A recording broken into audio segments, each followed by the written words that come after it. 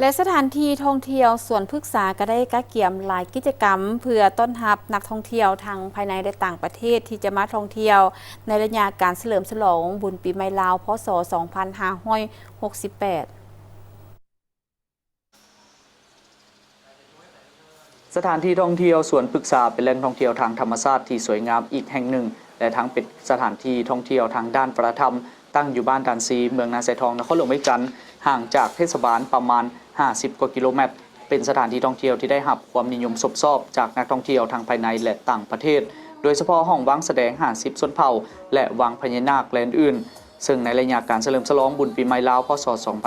2568ส่วนพฤกษาได้เกี่ยมหลายกิจกรรมโดยเฉพาะกิจกรรมประเพณีบุญปีใหม่ลาวคือสถานที่ท่องเที่ยวทางด้านประธรรมเข้าชมเฮือนชนเผ่า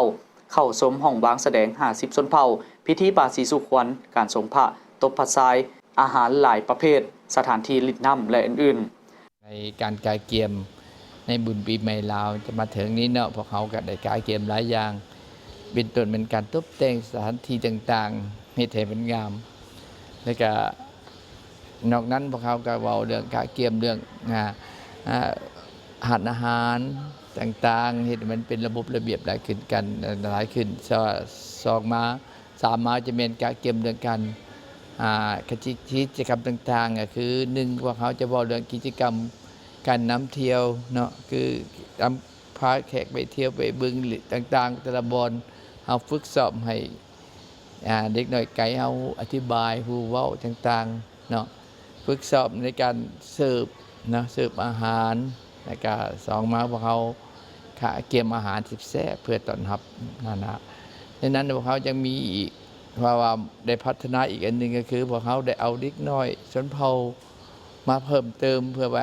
ให้โอกาสกับเจ้ามาฝึกซ้อมในการฟ้อนการแสดงออกถึงวิธีต่างๆสนั่นในงานที่มือนั้นจะมีการฟ้อนแบบเยาวชนสั่งมาการฟ้อนแบบของสาวหนุ่มจะมีฟ้อนแบบกระมู่ฟ้อนแบบมงแบบลือแบบลาวเนาะจะมีหลายฟ้อนเนาะปัจจุบันสถานที่ท่องเที่ยวสวนพฤกษาได้เกี่ยมทุกความพร้อมเพื่อต้อนรับนักท่องเที่ยวทั้งภายในและต่างประเทศที่จะเข้ามาท่องเที่ยวในระยะบุญปีใหม่ลาวซึ่งภายในสถานที่ท่องเที่ยวนอกจากมีธรรมชาติรูปแบบทางด้านประธรรมและกสิกรรมแล้วทางสวนยังได้สร้างตูบนางลิ้นเพิ่มเติมสามารถรองรับนักท่องเที่ยวได้เป็นจำนวนหลายพร้อมนั้นยังมีสถานที่จอดรถที่กว้างขวางมีประเภทอาหารหลากหลายอย่างพร้อมเครื่องดื่มต่างๆไว้คอยบริการอย่างเพียงพอแล้วก็พร้อมนั้นพวกเขาก็มีการตบภาษาเนาะตบภาษาให้งดงามเนาะจะเฮ็ดภาษาใหญ่ๆจะตบแต่งให้งามๆเลย2นั้นพวกเขาจะมีการส่งน้ำพระนะส่งน้ำพระเพื่อว่าให้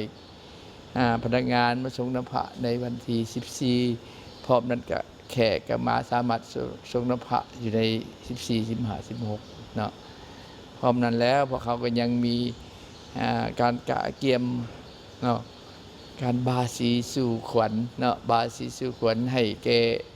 วันที่16มีบาสีแก่ให้แขกที่มาเที่ยว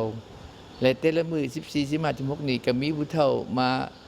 นั่งหันว่ามาอวยพรบาสีน้ำโศกน้ำใสให้แขกมาเที่ยวนำแม่น16พวกเขาจะเฮ็ดมีการแสดงอย่างหลากหลายเนาะแต่14 15 16ก็มีการแสดงทุกมื้อและในโอกาสปีใหม่พ.ศ. 2568ทางสวนพฤกษาขอเชิญชวนนักท่องเที่ยวทุกท่านให้มาลองสัมผัสบรรยากาศและความงามของทิวทัศน์ธรรมชาติผสมผสานกับวัฒนธรรมฮิตของประเพณีและมาลองชิมรสชาติอาหารอยู่แหล่งท่องเที่ยวแห่งนี้เชื่อว่าหลายๆท่านหากได้มาแล้วจะอยากกลับมาอีก